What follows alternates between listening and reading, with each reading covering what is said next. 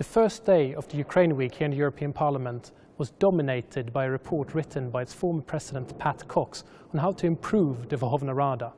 Two of the main things he suggested was a reduction of committees in the Verkhovna Rada to reduce the backlog of legislation.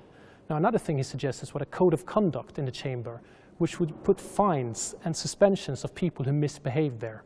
The report is of course non-binding, but some of the delegates of the Verkhovna Rada here today said that many of the 52 proposals he actually proposed was very good and that many of them actually could be implemented.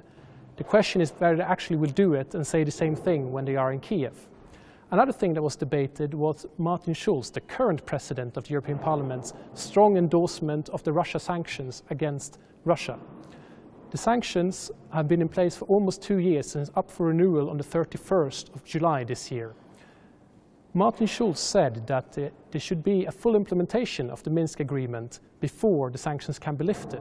This contrasts many of the current member states of the European Union who have started to waggle a bit on this and think that maybe we should reduce the sanctions or remove them altogether. Another thing that was debated was visa liberalization for Ukraine.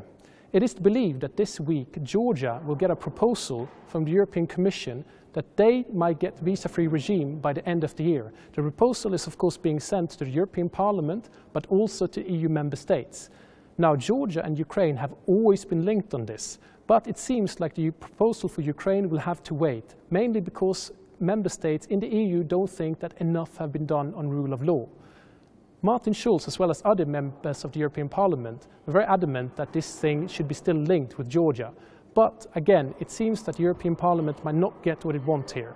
A third thing that was lingering in the background was the thing about the coalition building in Ukraine at the moment. It seems that the current coalition is surviving, but even today here in Brussels there were whispers that some might want new elections and that the new elections might come.